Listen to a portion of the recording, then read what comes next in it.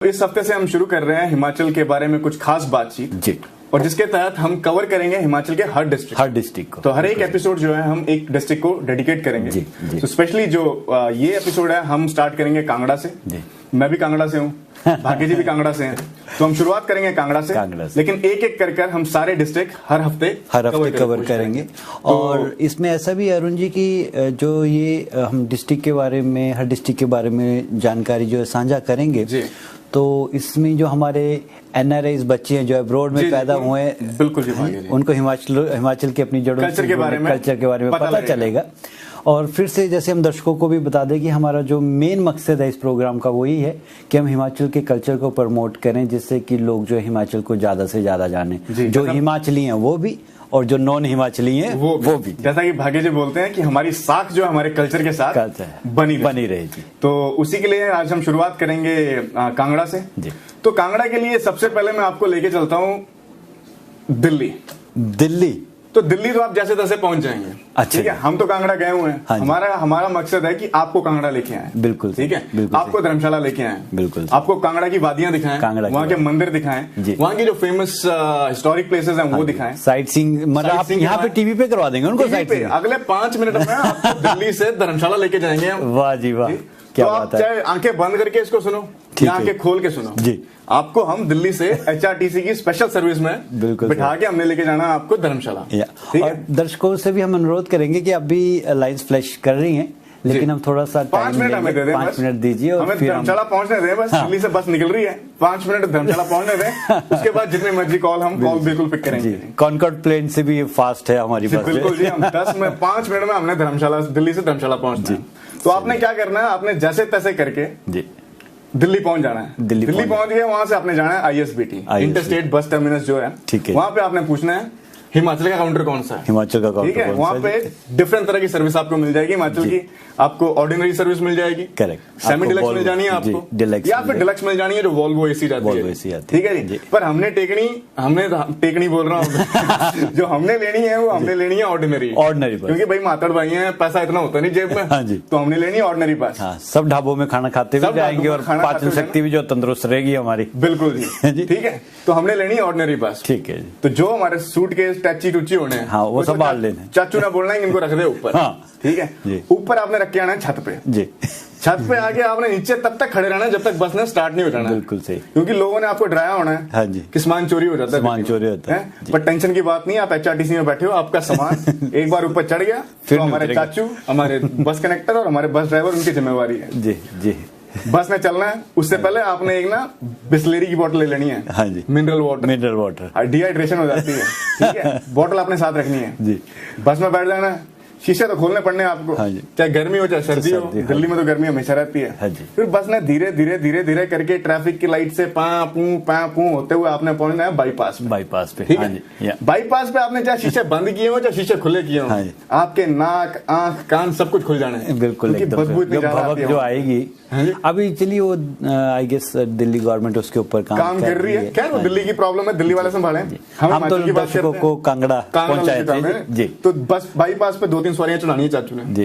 फिर आगे जो है 2-3 घंटे बस ने चलना है नॉन स्टॉप। मतलब हिमाचल के ड्राइवर जो दिल्ली और चंडीगढ़ का स्ट्रेच है ना, उस पे जो मजे से गाड़ी चलाते हैं कोई पूछो मत, बिल्कुल खुला एकदम फ्रीडम, खुली सड़कें, सीधी सड़क, जो गाड़ी चली हुई है 60, 70, 80 पे, तो मजेदार उन्हें 2-3 घंटे फटाक से बस चलानी है, ठीक है। फिर 3 घंटे बाद लगभग अम्बाड़ा से पहले, हाँ जी, शाहबाद के आसपास जी, हरियाणा में कहीं पे उन्होंने खाने के लिए बस रोकनी है, बिल्कुल सही। चाचू ने आवाज मारनी है, भाई बस रुकनी है 15-20 मिनट, हाँ जी। तो जिन्हें रोटी पानी खानी खा लीजिए, हाँ बिल्कुल। हरियाणा में उतरते ही आपकी तमीज की जो धज्जियां उड़नी है ना, वही हिमाचल वाले होते हैं बड़े भोले भाले, भाई जी करके बात करते हैं, लेकिन हरियाणा में जब पहुंचेंगे तब बात होनी है, रैप पीछे हो जा तो फिर थोड़ा झटका तो लगता है थोड़ा सा, लेकिन रोटी आपको खानी पड़नी वहां पे। रोटी छोटी खा के आपने फिर दोबारा बस में बैठना है, फिर बस ने स्पीड पकड़नी है थोड़ी देर के लिए, फिर पहुंचना अम्बाड़े, फिर अम्बाड़ा पहुंचना, अम्बाड़े बस रुकनी रेलवे स्टेशन के बाहर, बिल्कुल ठीक है। रेलवे स्टेशन के बाहर 2-3 फौजी भाई हमारे चढ़ने बस में, हाँ जी,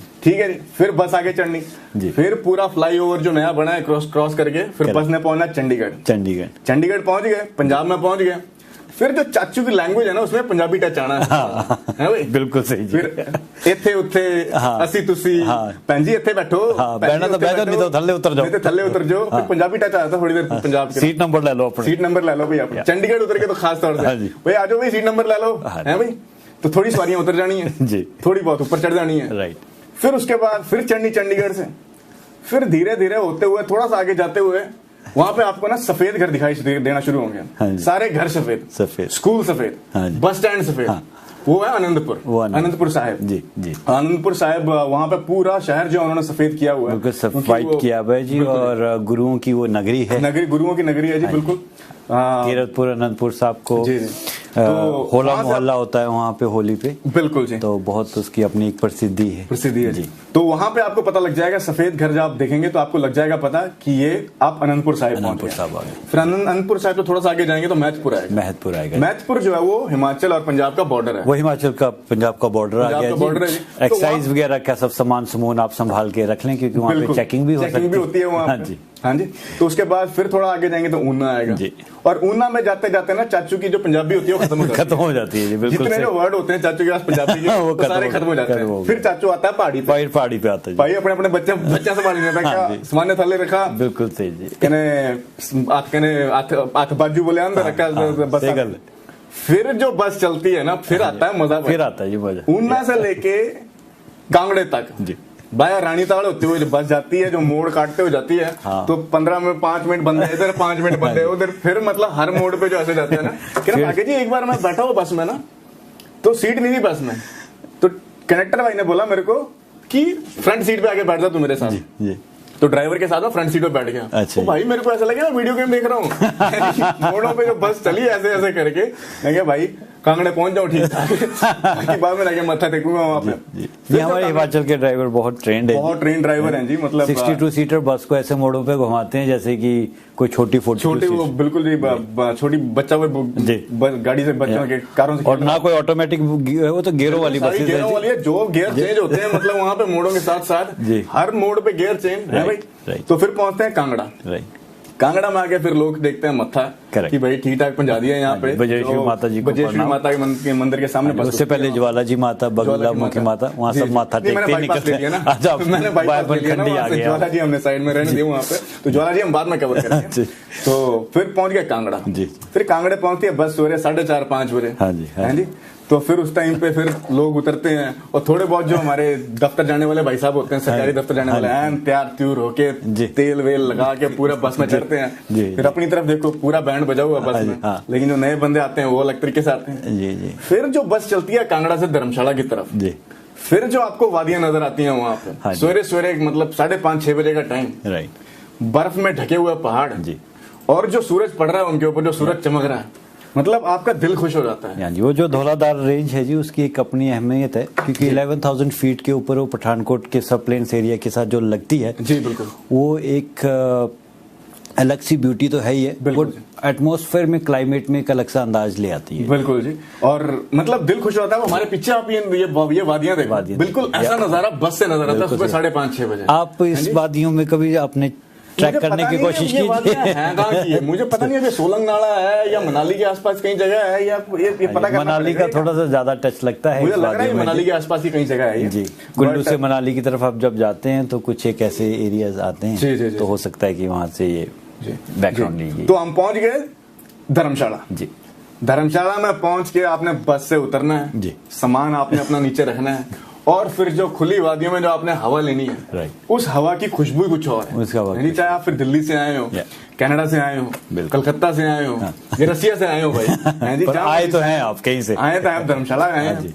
और फिर जो मतलब एक अपनापन जो उस हवा में आता है ना, मतलब एक जो स्पिरिचुअलिटी खुशबू आती है, एक जो साफ वातावरण की जो खुशबू आती है, उसका मजा ही कुछ, उसका मजा भी कुछ और है। और देखिए जी, एक तो पोल्यूशन फ्री आपको हवा मिल रही है, इतने देवी देवताओं के जो आप जो वाइब्रेशंस है वो ले रहे हैं, ठीक है जी। हिज होलीनेस दलाई लामा जी जो हैं उनकी वहाँ पे जैसे अपनी सेक्रेटरी है ना, आके बसे हुए, कोई ना कोई तो रीजन होगा जो मतलब दलाई लामा मतलब धर्मशाला ही में आके धर्मशाला में बसे।